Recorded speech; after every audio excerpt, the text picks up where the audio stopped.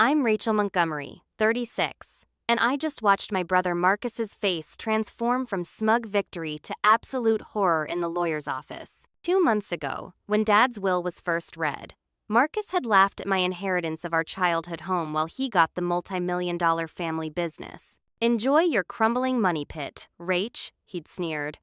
But today, as Mr. Calloway revealed the contents of the sealed envelope Dad left to be opened only after Marcus took full control, I finally understood why Dad always said patience was a virtue. The house wasn't just a house, and Marcus wasn't just losing his smugness. He was losing everything. If you've ever been underestimated by family, you know that moment when justice finally arrives is absolutely priceless. I'd love to know where you're watching from today, and if you've ever experienced that satisfying karma moment when someone who wronged you finally got what they deserved. Hit that like button if you're ready to hear how my father's brilliant plan unfolded, and subscribe for more true family drama stories that prove blood ties don't always guarantee loyalty. Now, let me take you back to where it all began. Growing up in the Montgomery household meant living in the shadow of two powerful forces: our historic family home and my father's relentless ambition. The house itself was a character in our family story,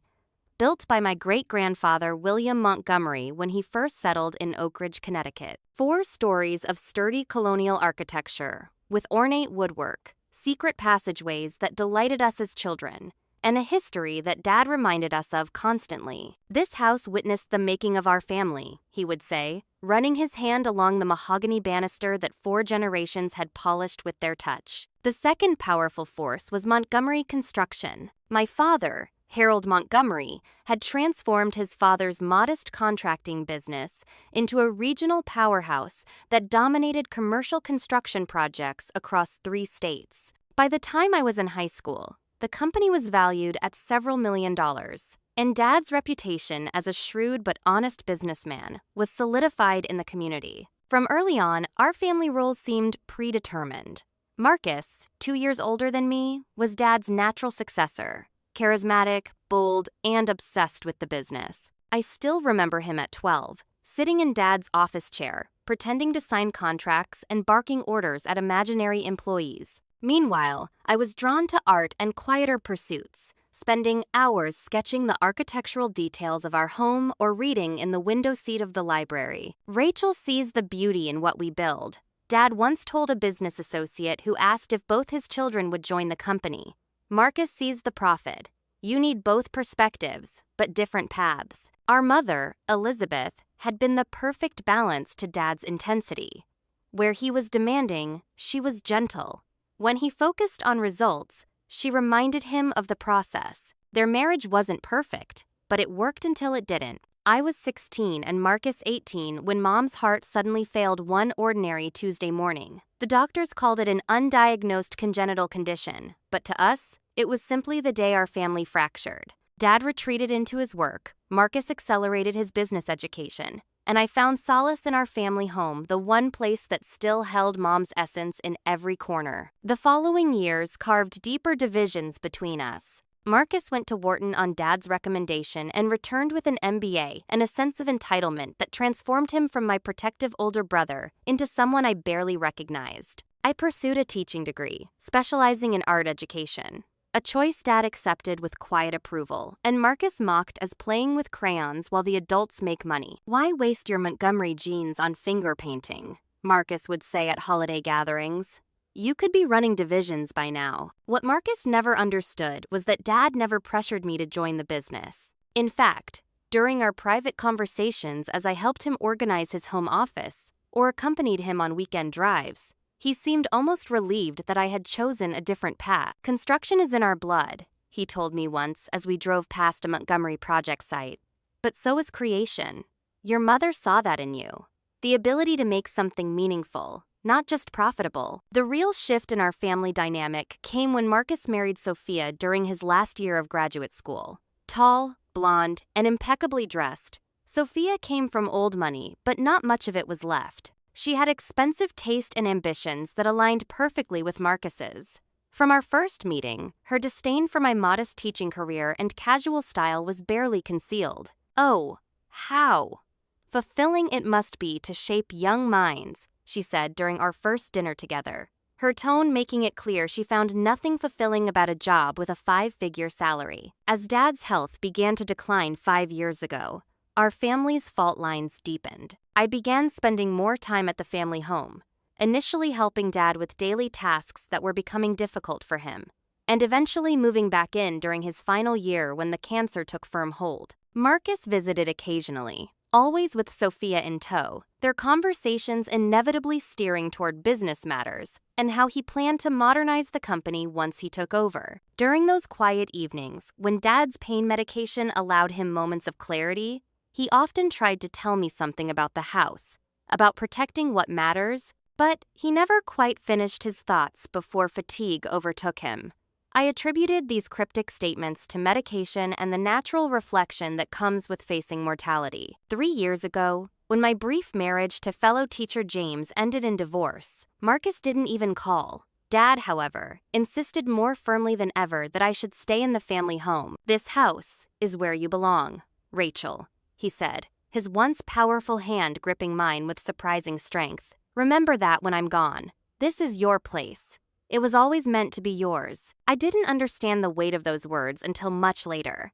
I simply thought he was offering comfort in the way he knew how through connection to our family legacy. I had no idea he was leaving me clues about what was to come. The day of the will reading arrived exactly 2 months after we laid Dad to rest in the Montgomery family plot. It was a crisp October morning, the kind where New England shows off its fall colors like a peacock preening. I dressed simply in a black skirt and sweater that Mom had bought me years ago. It still fit, and somehow wearing it made me feel like both my parents were with me. I arrived at Callaway Legal Offices 15 minutes early and sat quietly in the reception area, flipping through a magazine without really seeing the pages. Mr. Callaway had been our family attorney for over 30 years. His office hadn't changed in all that time. The same leather chairs, the same landscape paintings, even the same receptionist, Mrs. Winters, though her hair had gone from auburn to silver over the decades. At exactly 9:58, Marcus and Sophia made their entrance. My brother in a tailored navy suit that probably cost more than 3 months of my teaching salary. Sophia in a designer dress with jewelry that caught the light with every movement. They didn't so much walk in as make an entrance. Marcus nodding curtly to Mrs. Winters as if he owned the building. "Rachel." He acknowledged me with minimal warmth, leaning in for the briefest possible cheek kiss. Sophia merely nodded, her eyes doing a quick assessment of my outfit before dismissing me entirely. "Holding up, okay?" Marcus asked, not waiting for an answer before checking his watch. "Let's hope Callaway keeps this brief. I have a board meeting at 11. Before I could respond, Mr. Callaway himself appeared in the doorway. At 67, he still stood ramrod straight, though his face had softened with age, deep lines framing kind eyes that had witnessed decades of family triumphs and tragedies. "The Montgomery family," he said warmly. "Please, come in." His office was a shrine to old-world professionalism, dark wood paneling, walls lined with leather-bound law books, and a massive desk that had probably witnessed thousands of life-altering decisions. We took our seats, Marcus and Sophia on one side, me alone on the other, with Mr. Callaway at the head of the small conference table. "Before we begin, I want to express again my deepest condolences," Mr. Callaway said. "Harold was not just my client, but my friend for over 30 years. "Thank you," I said quietly. Marcus nodded impatiently. "We appreciate that. Shall we proceed?" If Mr. Callaway was bothered by Marcus's brusqueness, he didn't show it. Instead, he opened a thick folder and put on his reading glasses. "The last will and testament of Harold James Montgomery is relatively straightforward in its major provisions," he began. "I'll summarize the main points and then address any questions." My heart was pounding so hard I could feel it in my fingertips. This was Dad's final communication to us, his last chance to speak to his children. "To my son, Marcus William Montgomery, I leave Montgomery Construction Incorporated, including all business assets, contracts, equipment, and properties associated with the company, currently valued at approximately $7.5 million. I heard Sophia's small intake of breath and saw Marcus's posture straighten, a smile playing at the corner of his mouth. Additionally, To Marcus, I leave my collection of watches, including the Patek Philippe given to me by my father. Mr. Calloway paused, turning a page before continuing. To my daughter, Rachel Elizabeth Montgomery, I leave the Montgomery family home at 47 Maple Street, including all its contents, furnishings, and the surrounding 3 acres of land. I blinked, trying to process what I'd just heard. The house? Just the house? A 150-year-old structure that needed a new roof, updated plumbing, and probably contained asbestos in the walls? The property was worth maybe $450,000 on a good day, and that was being generous. Additionally, to Rachel, I leave her mother's jewelry collection and the sum of $50,000 to be used at her discretion. The room fell silent. I stared at Mr. Calloway, waiting for him to continue, to reveal some equalization, some explanation. But he simply removed his glasses and looked at us expectantly. That's it? I finally managed. Those are the major provisions.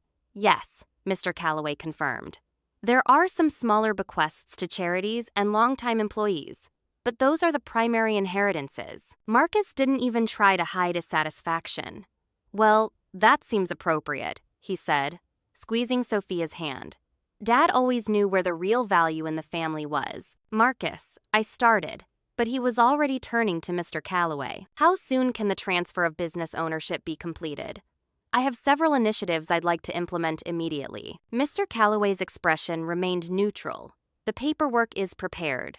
You'll need to sign several documents today, and the transfer will be officially recorded by the end of the week. However, and here his voice took on a slightly different tone, there is one additional item that Harold was very specific about. He reached into a drawer and removed a sealed envelope. This is to be opened and its contents revealed only after Marcus has taken full control of the company and made his first executive decisions as CEO. Harold specified a waiting period of approximately 2 months. Marcus frowned. What is it? Another asset? Instructions? I'm not at liberty to say, Mr. Calloway replied. I'm simply following your father's explicit instructions. We'll reconvene in 2 months' time. As we prepared to leave, Mr. Calloway handed me a small box containing the house keys and deed. His expression was unreadable as he said, Rachel, your father was very specific about you receiving the house. He said you would understand its value better than anyone. Something in his tone made me pause, but Marcus was already at my side, a hand on my shoulder that felt more like pressure than comfort. Don't worry, sis, he said, loud enough for Mr. Calloway to hear. When that money pit becomes too much for a teacher's salary, I might consider buying it from you. For sentimental reasons, of course. Sophia laughed softly. Though we'd certainly need to gut it and start over. That wallpaper in the dining room is positively ancient. I clutched the deed tighter, suddenly protective of every faded flower in that wallpaper pattern Mom had chosen 20 years ago. As I walked to my car alone, Marcus called after me. Don't come asking for handouts when the roof caves in.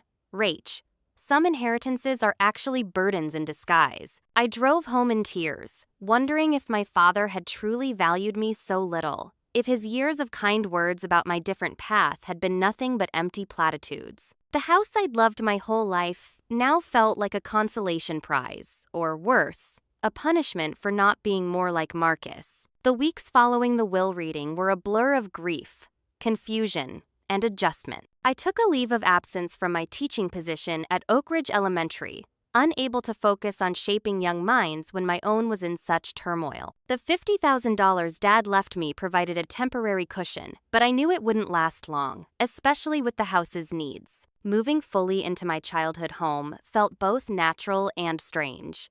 I'd been staying there during Dad's illness, but now every creak and shadow belonged to me alone. The first night as the official owner, I wandered from room to room until dawn, touching door frames where pencil marks tracked our growth, running my fingers along bookshelves filled with decades of Montgomery history. In the attic, I discovered boxes of family photographs I'd never seen, including one of Dad as a young man, standing proudly in front of the first major Montgomery construction project. His face looked so much like Marcus's that it startled me, but his eyes, those were different. Dad's held a warmth that Marcus's calculating gaze had always lacked. It was during my third week in the house that I noticed the locked door in the basement. Of course, I'd known it was there, we all had. It had been Dad's private storage room, strictly off-limits even when we were children. I'd simply assumed it contained business documents or perhaps valuable items. Now that the house was mine, I tried every key on the ring Mr. Calloway had given me, but none worked. The heavy wooden door with its serious deadbolt remained a mystery. As October turned to November, the house revealed both its charms and its challenges. The first major rainstorm exposed 3 leaks in the roof. When I called Montgomery Construction to inquire about repairs, hoping for at least a family discount, I was told by a sympathetic receptionist that Mr. Montgomery has instructed that all family requests must go through him personally. Marcus never returned my call. Instead, I hired local handyman Jackson Miller, who had worked occasionally for Dad on small projects around the house. A weathered man in his 50s with kind eyes and capable hands, Jackson charged me a fair price and threw in extra waterproofing because Harold always treated me right. While fixing the kitchen sink, Jackson mentioned something curious. Your dad was real particular about this house, especially the last few years. Had me install extra secure locks, reinforce the basement door, even put in a safe behind that bookcase in his study. Said it was just getting valuable with age, needed the protection. A safe? I asked, surprised. He never mentioned it. Jackson looked equally surprised. Figured you'd know about it. It's behind the copy of Moby Dick false book front. Don't know the combination, though. That was his business. That evening, I found the false book and the small wall safe it concealed. The combination eluded me. I tried birthdays, anniversaries, even Montgomery Construction's founding date. Nothing worked. Another mystery in a house increasingly full of them. Strange visitors began appearing at my door as well. First came a developer named Simmons, who offered $600,000 cash for the property, as is significantly above its market value. When I declined, his offer rose to $750,000 on the spot. The location has unique value to our firm, he explained vaguely. We're prepared to be quite generous. I showed him out, confused but increasingly convinced that the house held secrets I needed to uncover before making any decisions. 2 weeks later, I found Dad's journal tucked behind a row of accounting books in his study. Most entries were brief notes about business meetings or family events, but scattered throughout were cryptic references. Added another to the collection today. M would never understand the true value. Basement secure. What matters most is protected now. R noticed the Wyeth today. She has her mother's eye for beauty and truth.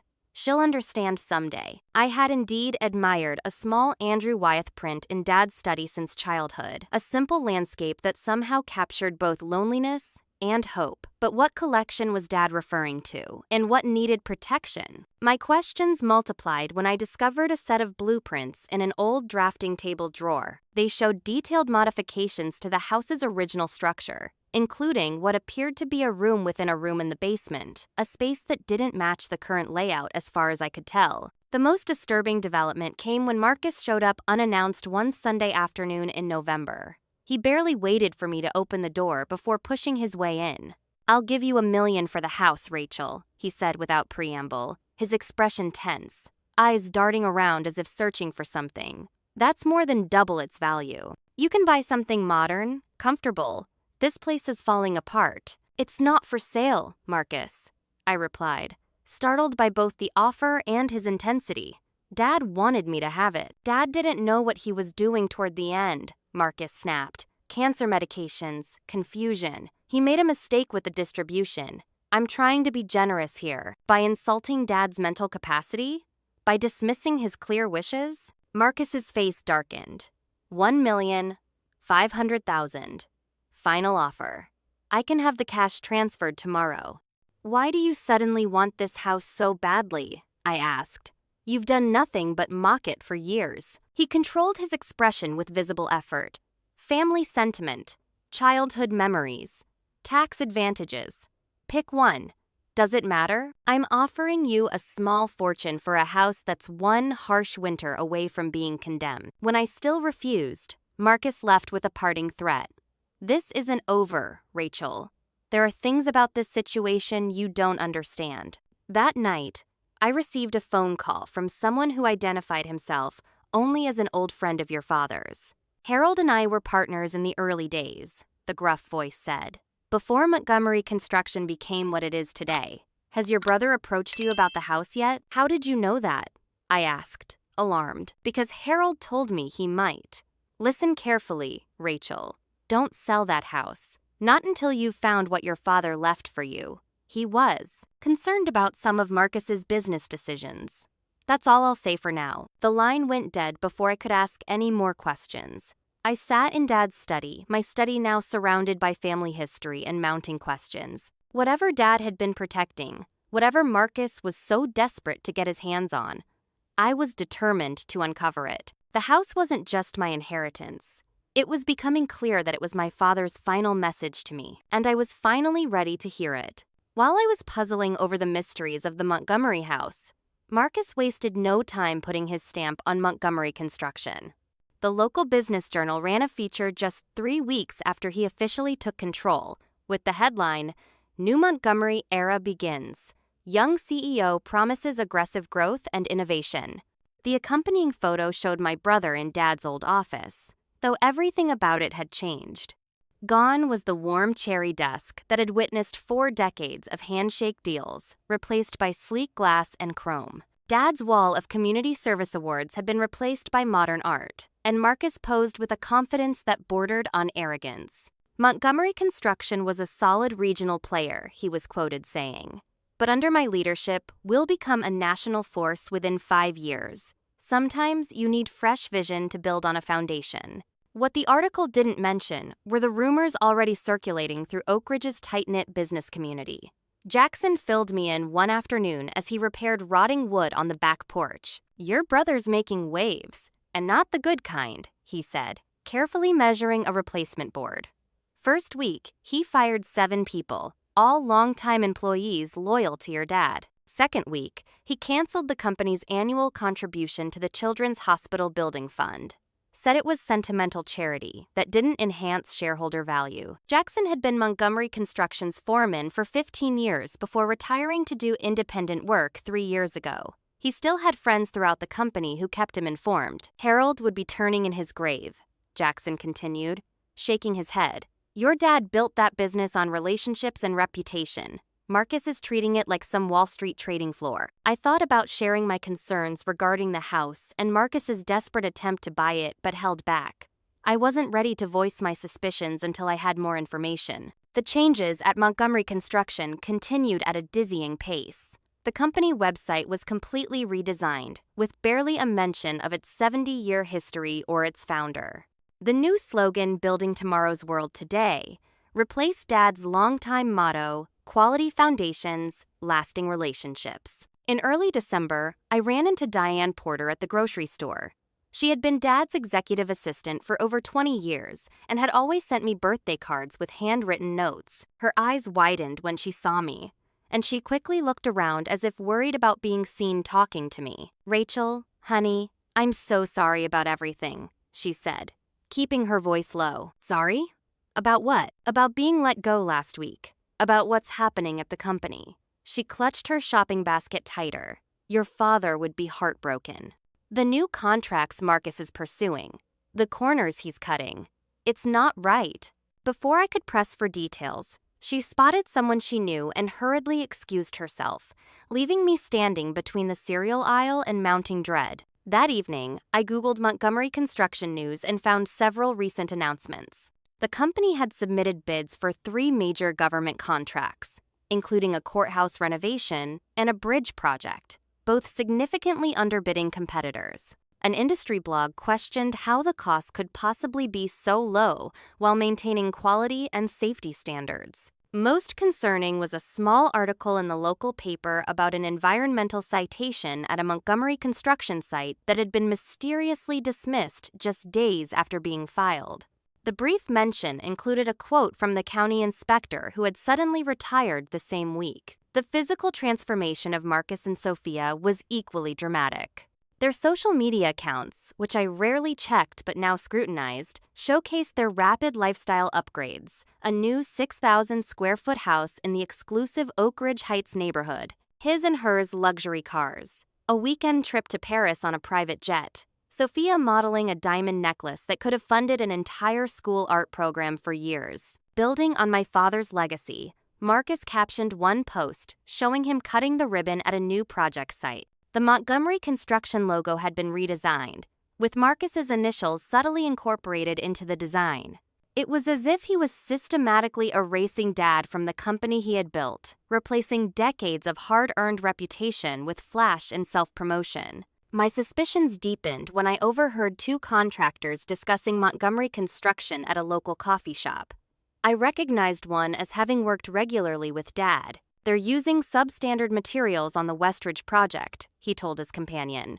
"Specified grade A steel in the bid, but installing Chinese imports that barely meet code." When I questioned it, the new project manager told me it was executive-level decision, and to keep quiet if I wanted future work. "Harold would never have allowed that," his friend replied. "Harold isn't running things anymore, is he?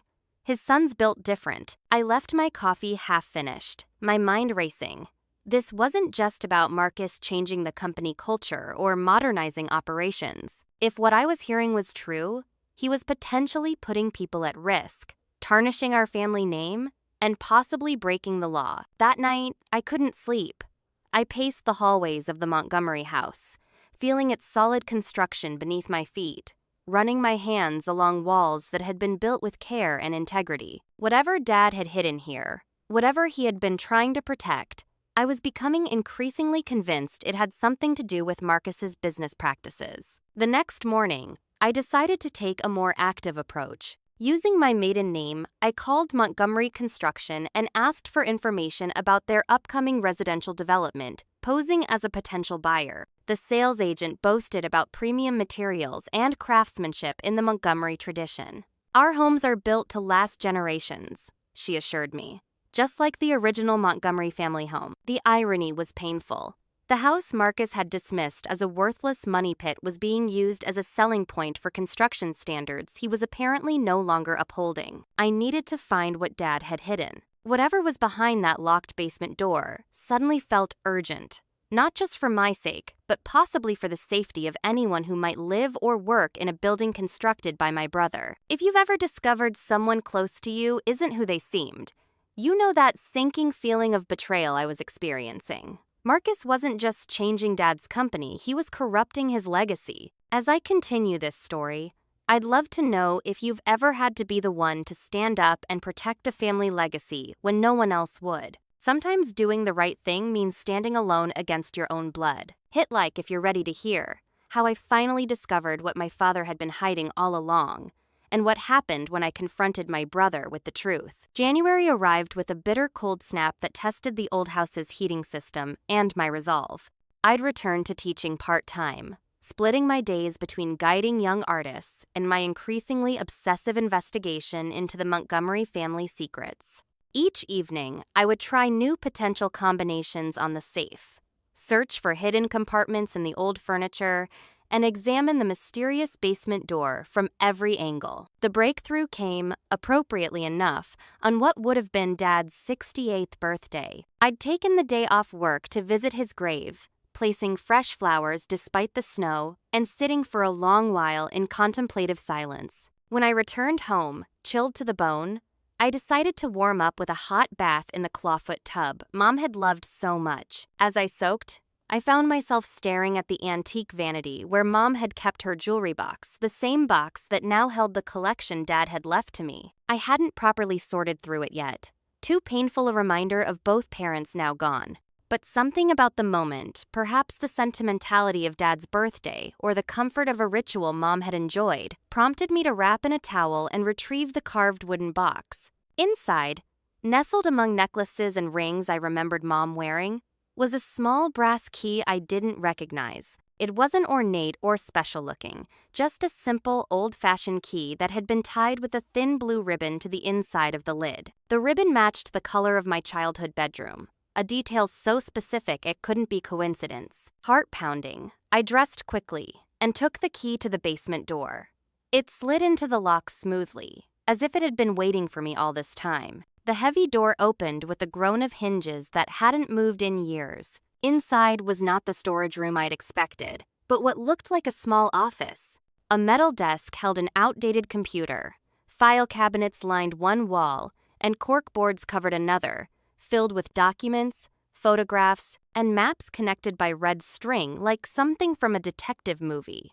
A reading lamp cast warm light over the workspace when I flipped the switch. "Oh, Dad," I whispered, taking in the meticulous organization, the carefully labeled folders, the sticky notes in his distinctive handwriting. "What were you doing down here?" The corkboards told a disturbing story. They displayed photographs of various Montgomery construction projects, both completed and in progress, alongside what appeared to be materials invoices, inspection reports, and internal memos.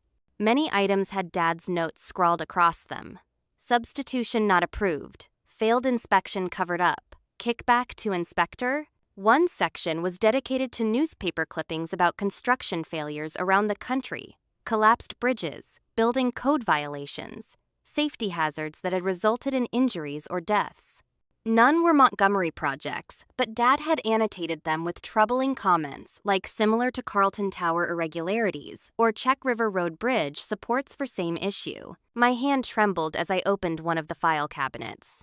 Inside were dozens of folders, each labeled with a project, name, and date. I recognized many of them as major Montgomery construction jobs from the past decade. Each contained detailed documentation, original plans and specifications, followed by evidence of changes that had apparently been made without proper approval, cheaper materials substituted, safety features scaled back, inspection documents with suspicious signatures. Most disturbing were the folders marked with my brother's initials. These contained emails, memos, and in some cases, recorded phone conversations that implicated Marcus in directing many of these changes. The earliest was dated nearly 5 years ago, when Marcus was technically just a vice president, but clearly wielding significant influence. In one recorded conversation, Marcus could be heard telling a project manager, "Dad doesn't need to know about the substitution.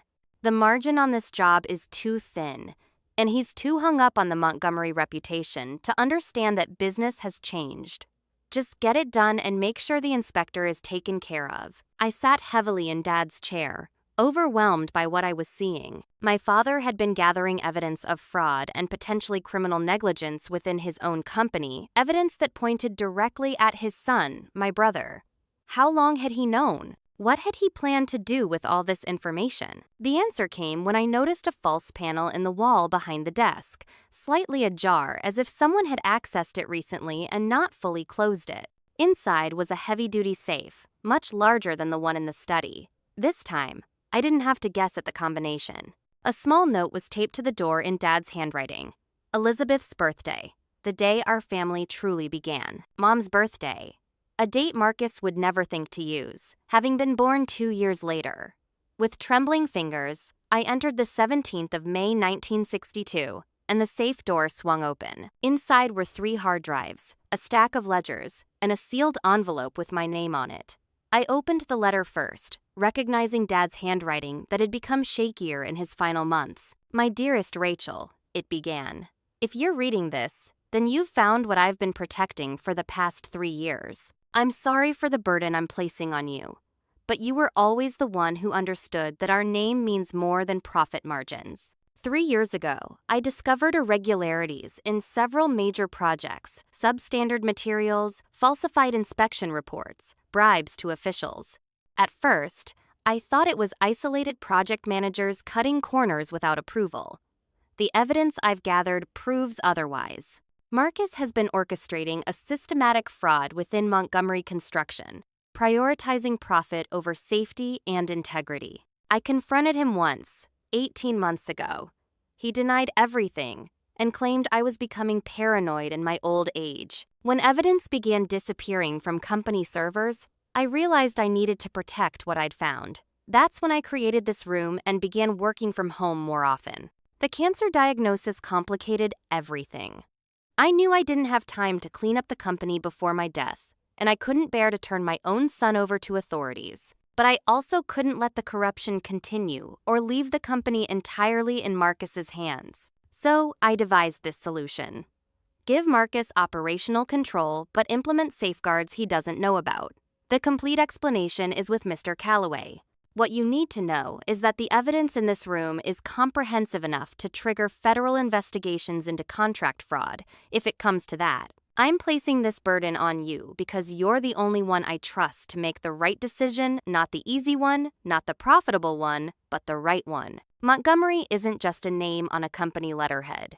It's our family's promise to this community. Whatever you decide to do with this information, know that I am proud of you and I love you.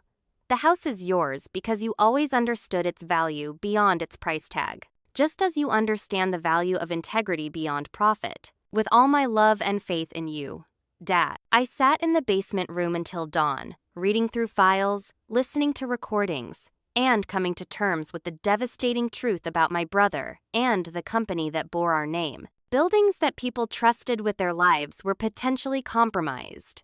Government contracts had been secured through fraud. And Marcus, my own brother, had betrayed not just our father's trust, but potentially put countless lives at risk. By morning, I knew what I had to do. I called Mr. Calloway and arranged to meet him that afternoon. I found what Dad left in the house, was all I said.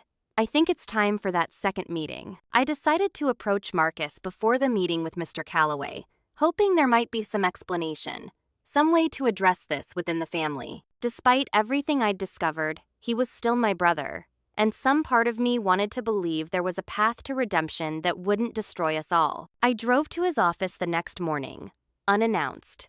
The Montgomery construction headquarters had been completely renovated since Marcus took over. The modest brick building where Dad had worked for decades now featured glass walls, abstract sculptures, and a reception area that looked more like a luxury hotel lobby than a construction company. The receptionist, not Diane, but a young woman I didn't recognize, seemed reluctant to let me in without an appointment. Mr. Montgomery is in meetings all day, she explained, barely looking up from her computer. Tell him his sister is here, I replied. Tell him it's about our father's house. 5 minutes later, I was escorted into Marcus's corner office. The space was unrecognizable from Dad's day's minimalist furniture, awards, and press coverage featuring Marcus prominently displayed, and floor-to-ceiling windows overlooking the city. My brother stood behind a glass desk, his expression a careful mask of professional neutrality. Rachel, this is unexpected. He didn't offer me a seat. I have a conference call in 15 minutes. This won't take long, I said, closing the door behind me. I found Dad's secret room in the basement. I know about the fraud, Marcus. The substandard materials, the falsified inspections, all of it. The change in his face was subtle but unmistakable, a tightening around the eyes, a slight paling beneath his expensive tan. He recovered quickly, forcing a laugh that didn't reach his eyes. Secret room? Are you writing fiction now? Dad was old school, kept some paper records at home. But there's no conspiracy here. I placed a single photograph on his desk, a clear image of him shaking hands with an inspector who had approved the Carlton Tower project despite documented safety concerns. This is just the tip of the iceberg, I said quietly. Dad kept everything, Marcus. Recordings, emails, documentation of every substitution, every bribe, every cover-up. He knew what you were doing. Marcus's professional veneer cracked. So the old man was spying on me? His own son? The one who actually cared about growing the business while you were finger painting with third graders? He was protecting people's lives, I countered. These aren't accounting tricks, Marcus. These are buildings that could fail, bridges that could collapse. Real people could get hurt. Nothing is going to collapse, he snapped, coming around the desk. You think I'd risk the company's reputation on truly dangerous cuts? It's all calculated risk. Every company in the industry does it. Dad was just too stubborn to adapt to modern business realities. Is that how you justify it? As modern business, I built this company into what it is today. His voice rose, face flushing with anger. Dad was coasting on reputation, satisfied with modest regional projects while competitors ate our lunch. I've tripled our contracts in 3 months. By fraud? I said flatly. By being competitive, he corrected. By understanding that a 2% safety margin is just as good as 5% in practical terms, that premium materials are wasted where standard ones function perfectly well. By knowing which inspectors understand how business works, I shook my head, sickened by his rationalizations. I'm meeting with Mr. Calloway this afternoon. There's more to Dad's will than you know. For the first time, uncertainty flickered across Marcus's face. What are you talking about? That sealed envelope that was supposed to be opened 2 months after you took control? Today's the day. Maybe you should be there. Marcus checked his watch, visibly calculating. This is ridiculous. Whatever paranoid contingencies Dad put in place, they won't hold up. I'll have my lawyers review anything Calloway presents. Fine, I said, turning to leave. But know this, if you try to fight it, I'll take everything I found to the authorities. Every record, every recording, every piece of evidence Dad collected. You'd destroy your own family? Marcus's voice was incredulous. Tear down everything our father built? You'd be ruining yourself too, Rachel. The Montgomery name would be toxic. Dad already saw that happening, I replied sadly. 3 o'clock, Mr. Calloway's office. Your choice whether to be there. I left him standing in his glass palace, surrounded by the trappings of success built on a foundation of lies. That night, after making copies of the most damning evidence and storing them in a safe deposit box, I returned home to find my front door slightly ajar. Heart pounding, I called the police, then waited in my car until they arrived to search the house. Nothing appeared to be missing, but the lock on the basement door had been broken, and papers were scattered across the floor of the secret room. The safe, thankfully, remained secure. Either Marcus hadn't found it or hadn't had time to crack it before being spooked by something. The responding officer, a young woman named Officer Chen, took my statement and recommended I install security cameras immediately. Family disputes over inheritance can get ugly, she advised with the weariness of someone who'd seen it too often. Protect yourself and your property. The next morning, Jackson helped me install a comprehensive security system, including cameras covering all entrances. Your dad asked me to put in something similar last year, he commented as he mounted a camera above the front door. Said he was concerned about industrial espionage. I thought it was his illness talking, but maybe he knew something was coming. That afternoon, I received 3 increasingly desperate voicemails from Marcus while I was teaching. This is insane, Rachel. Call me back immediately. Whatever you think you're doing, stop. You don't understand the consequences. One final offer. $2 million for the house. All cash, no questions asked. This is your last chance before things get complicated. I didn't return the calls. Instead, I met with a prosecutor friend from college for coffee after school. Without revealing names, I outlined the situation hypothetically. If someone had evidence of construction fraud on government contracts, who should they talk to? I asked. Lisa's expression turned serious. FBI, most likely. Contract fraud involving federal money is their jurisdiction. But your hypothetical person should be prepared for the consequences. Cases like that take years, destroy reputations, and rarely end neatly. Even if lives are potentially at risk, she nodded slowly. That would certainly expedite things. But still, it would be messy for everyone involved. As I drove to Mr. Calloway's office for the 3 o'clock meeting, I wondered if that had been Dad's dilemma all along, weighing the family name against public safety, trying to find a solution that didn't require destroying his son to save his legacy. I pulled into the parking lot 5 minutes early, noticing Marcus's sleek black Tesla already there. Whatever was in that sealed envelope, he had decided it was worth showing up for. I took a deep breath, gathering my courage for what was to come. This wasn't just about inheritance anymore. It was about right and wrong, about the weight of a name that had meant something in our community for generations. As I walked toward the building, my phone buzzed with a text from an unknown number. Harold made his choice. Now you make yours. Some family secrets should stay buried. I paused, a chill running through me despite the warm spring afternoon. Then I straightened my shoulders and continued forward. Dad had trusted me with this burden because he believed I would make the right choice. It was time to prove him right. Mr. Calloway's office felt smaller somehow for this second meeting, perhaps because of the tension that crackled between Marcus and me as we sat on opposite sides of the conference table. My brother had brought reinforcements, a sharp-featured man in an expensive suit who he introduced curtly as Gerard Powell, my attorney. I sat alone, having decided that whatever came next, I needed to face it on my own terms. Mr. Calloway entered precisely at 3 o'clock, carrying a leather portfolio and the sealed envelope from our previous meeting. He nodded to us both, his expression professionally neutral, but his eyes keenly observant. "Thank you for coming," he began, taking his seat. "As you know, your father, Harold Montgomery, left specific instructions that this envelope was to be opened approximately 2 months after Marcus assumed control of Montgomery Construction.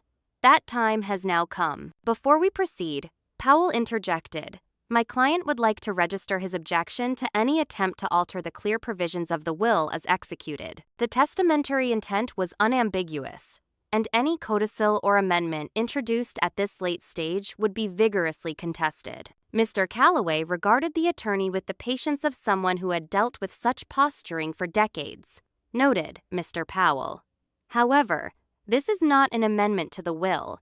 It is a revelation of conditions that were always part of your client's inheritance, simply deferred in their disclosure per Harold's explicit instructions." He turned to us both. "Before I open this envelope, I should explain that your father came to me approximately 3 years ago with concerns about the company's operations. He was troubled by certain business practices that he believed compromised the integrity of Montgomery Construction and potentially put public safety at risk." Marcus shifted in his seat. "This is absurd. My father was ill. Your father," Mr. Calloway continued firmly, "was of completely sound mind when he made these arrangements. He had extensive documentation supporting his concerns, which I believe Rachel has now discovered." He glanced at me, and I nodded confirmation. "Harold faced a difficult choice," the lawyer went on. He could report what he had found to authorities, potentially destroying the company and the Montgomery reputation. Or he could try to create a mechanism for internal correction. He opened the envelope and removed several documents, spreading them on the table. "Marcus, contrary to what you believe, you did not inherit full ownership of Montgomery Construction. What you received was operational control and a minority ownership stake. The actual controlling interest in the company, 51% of the shares, was placed in a trust with very specific conditions." "That's impossible," Marcus protested. "I've seen the corporate documents. My name is on everything." "You've seen what your father wanted you to see initially," Mr. Calloway replied, sliding a document toward Marcus.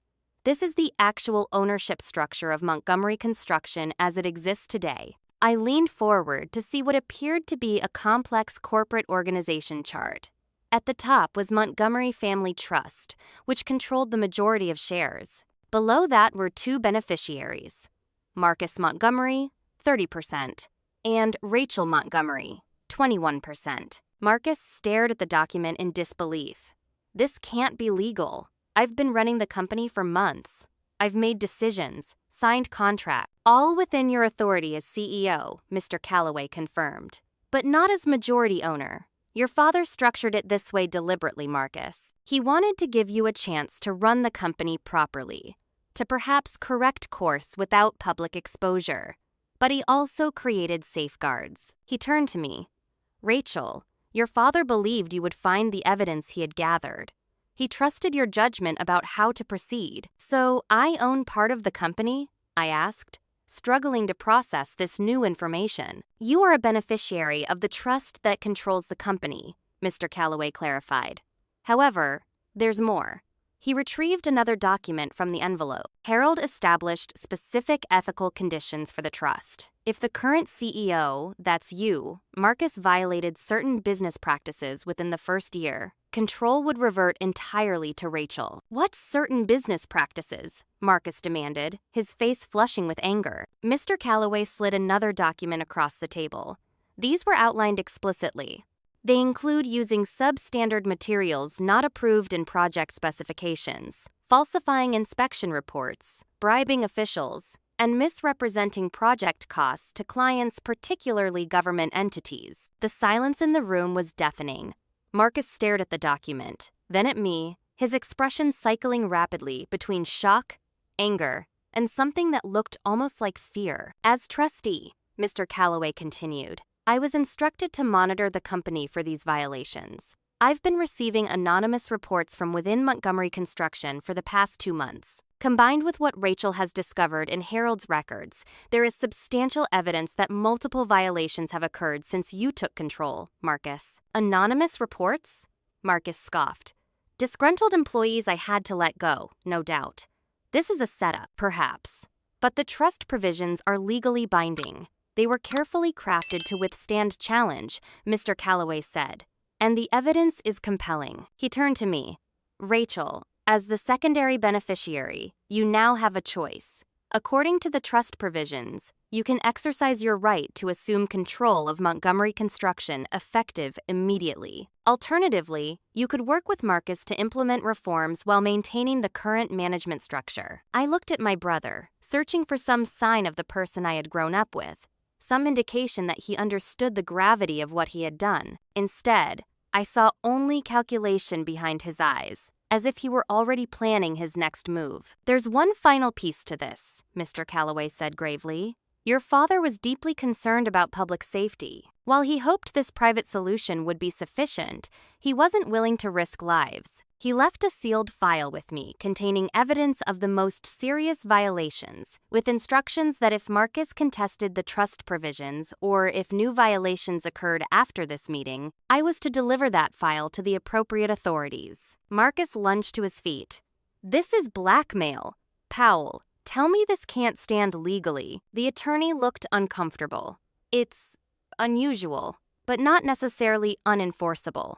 Trusts can contain ethical conditions. The question would be proving the violations, which could be lengthy and expensive litigation, and during which, Mr. Calloway added, the evidence would likely become public record. Marcus turned to me, his expression hardening. So this was Dad's great plan? Turn us against each other? Make you his posthumous spy? The perfect daughter gets to judge the prodigal son? I think he was trying to save you from yourself, I said quietly. He gave you a chance to run the company properly. You chose not to take it. You have no idea what it takes to run a construction company in today's market, Marcus snapped. Dad's Boy Scout ethics were driving us to irrelevance. His ethics built that company, I countered. They're why people trusted the Montgomery name. Marcus turned to his lawyer. I want options. Every legal avenue to challenge this. Powell gathered his notes. We should discuss this privately. As they prepared to leave, I found my voice. Marcus, wait. There's another way. He paused at the door, expression guarded. We can fix this, I said. Together, correct the problems, make amends for any dangerous shortcuts, rebuild the company the way Dad intended. It doesn't have to end with lawyers and public scandal. For a moment, I thought I saw something soften in my brother's face, a flicker of the person he had been before ambition consumed him. Then it was gone, replaced by a cold smile that didn't reach his eyes. You always were naive, Rach. Some things can't be fixed with crayons and good intentions. This isn't over. He turned to Mr. Calloway. And you can tell my father, wherever he is, that his manipulations won't stand. After they left, Mr. Calloway regarded me sympathetically. Your father worried it might come to this. He hoped Marcus would make better choices. But he prepared for the possibility that he wouldn't. What happens now? I asked. That depends on you, Rachel. As controlling beneficiary of the trust, you have options. You can take over as CEO yourself, appoint someone else, sell the company. Though the trust does include provisions ensuring any sale would maintain the ethical standards Harold valued. I thought of the house, the home, that had seemed like a consolation prize, but was actually the vault containing everything needed to save our family legacy. There's one thing I don't understand, I said finally. Why didn't Dad just leave everything to me directly? Why the elaborate trust arrangement? Mr. Calloway smiled gently. He told me he couldn't give up hope for his son.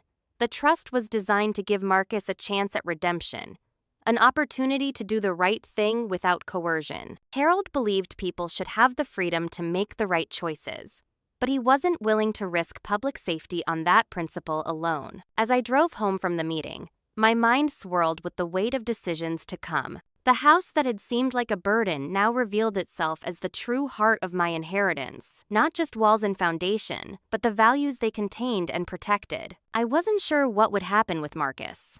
His threat suggested a legal battle ahead, but Mr. Calloway seemed confident in the trust's provisions. What I did know was that somewhere in all of this mess was a path forward that could honor Dad's legacy while protecting the public from the consequences of my brother's choices. That evening, as I sat in Dad's study, truly mine now, I found myself looking at the small Wyeth print he had loved so much.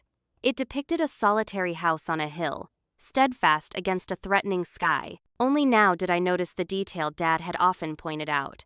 A single light burning in the window, a beacon of warmth against the gathering storm. The weeks following the second reading unfolded like a carefully orchestrated chess game. Marcus, true to his word, filed legal challenges to the trust provisions, claiming undue influence during Dad's illness and challenging the evidence of ethical violations.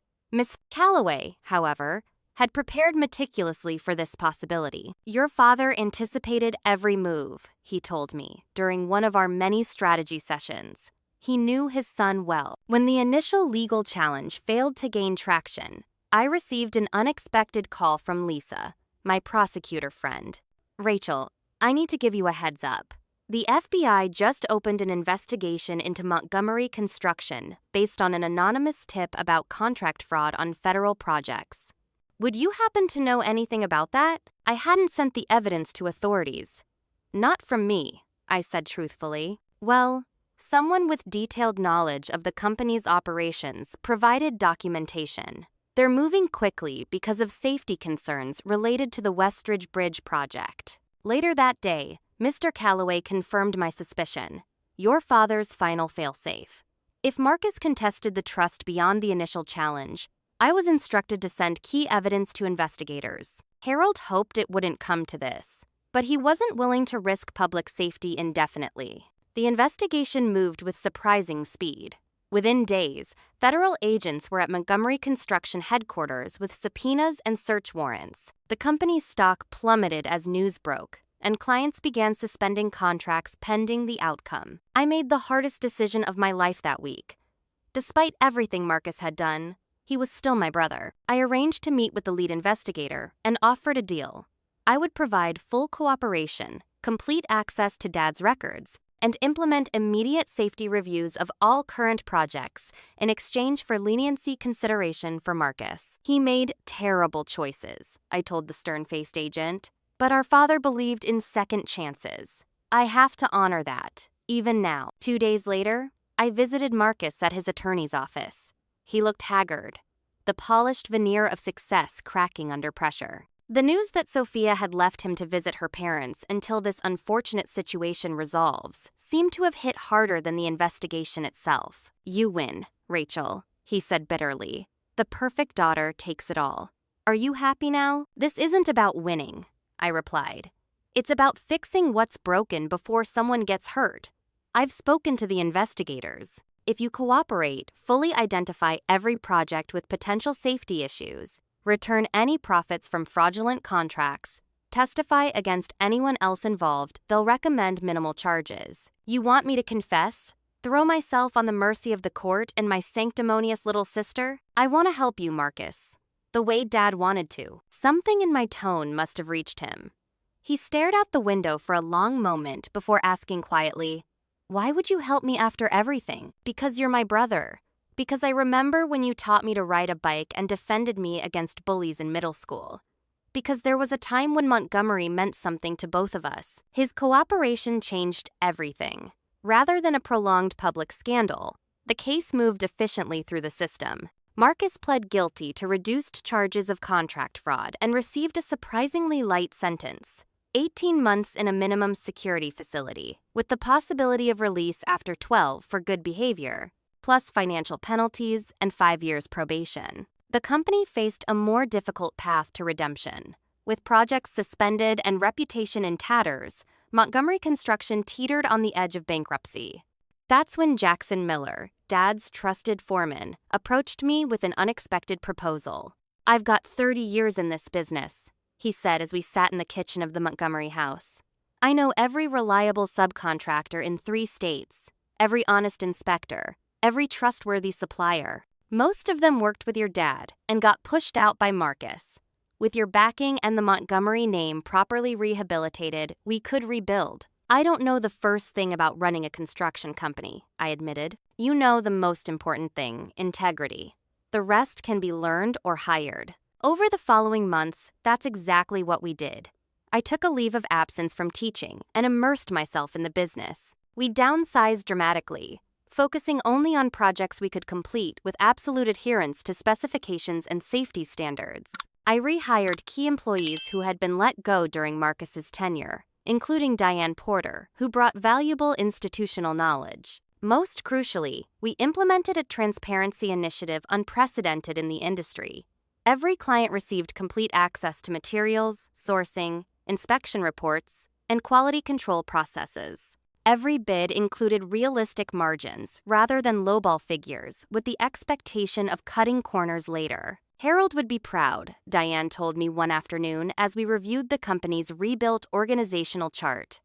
You're honoring his real legacy. The Montgomery House became not just my home, but the spiritual headquarters of our rebuilding efforts. I finally renovated it properly. Not with flashy modernization, but by restoring its original craftsmanship and revealing beautiful features that had been hidden under years of hasty updates. The basement room that had held Dad's evidence was transformed into an archive of the company's original blueprints and project journals, a physical reminder of our commitment to transparency. 6 months into Marcus's sentence, I visited him for the first time. The minimum security facility looked more like a college campus than a prison. But the uniform and regimented schedule had taken their toll on my brother's customary confidence. You look well, I offered, searching for a way to begin. Prison food and mandatory exercise, he replied with a shadow of his old smirk. Who knew it would be good for me? We sat in awkward silence before he asked, How's the company? Smaller, focused on quality over quantity. We're rebuilding trust project by project. We? Jackson Miller came on as operations director. Diane's back. We've rehired a lot of the people you let go. Marcus nodded slowly. Dad would approve. He'd be happier to know you're doing okay. Another silence. Then Marcus leaned forward. I've had a lot of time to think in here. About Dad, about what he built, about what I nearly destroyed. I still don't think his way was the only way to run a successful construction company, but I went too far. It wasn't quite an apology, but from Marcus, it was significant. When you get out, I said carefully, there could be a place for you. Not running things, not at first, but contributing. If you want it, supervised by my little sister. He sounded more resigned than angry. Partnering with your sister, I corrected. Different strengths, same goals. 1 year after the revelations in Mr. Calloway's office, I stood in the kitchen of the fully restored Montgomery House, hosting a small gathering. Jackson was there with his wife, Diane Porter, and her husband, and several other loyal employees who had helped rebuild the company. And in the corner, looking somewhat uncomfortable but present nonetheless, was Marcus, 3 months out of prison, and working as a consultant on his first project since returning a community center renovation where his design suggestions had actually improved both cost efficiency and quality. As I watched him talking cautiously with Jackson about sustainable building practices, I felt a presence beside me. Mr. Calloway had arrived, carrying a bottle of champagne. I thought this occasion warranted celebration, he said, handing me the bottle. Your father would be pleased. With everything? I asked, glancing at Marcus. With how you've honored his true legacy, Mr. Calloway clarified. Not just rebuilding the company, but offering redemption where possible. That was always his hope. Later, as everyone gathered around the dining table that had hosted Montgomery family dinners for generations, I raised a toast. To Montgomery Construction's new beginning, I said. Built on the foundation my father laid. Integrity, quality, and family. Marcus met my eyes across the table and added quietly, and to second chances. That night, after everyone had gone and the house settled into its familiar creaks and sighs, I went to the study still, Dad's in my mind, though now furnished with my desk and books alongside his remaining possessions. The Wyeth print hung in its place of honor, the solitary house still standing firm, the light in the window still burning against the darkness. I realized then the true nature of my inheritance. Not just a house or a company, but a chance to prove that doing things the right way still matters. That integrity isn't an outdated concept, but the only foundation worth building upon. That family, however damaged, however imperfect, can find its way back to what matters most. Outside the window, I could see the lights of Oak Ridge, a community where the Montgomery name was slowly reclaiming its meaning. Within these walls, the past and future had finally reconciled. And somewhere, I like to think, Dad was nodding in quiet approval. Have you ever had to stand up for what's right, even when it meant confronting family? Or experience that moment when you realized an inheritance wasn't what you thought it was, something far more valuable? I'd love to hear your stories in the comments below. If this tale of family, betrayal, and redemption resonated with you, please hit that like button and subscribe for more real-life family drama stories. Your support means everything as I continue sharing these difficult but important life lessons. Thank you for joining me on this journey of discovering that sometimes the greatest inheritance isn't what's in a will, it's the values and courage to protect what truly matters.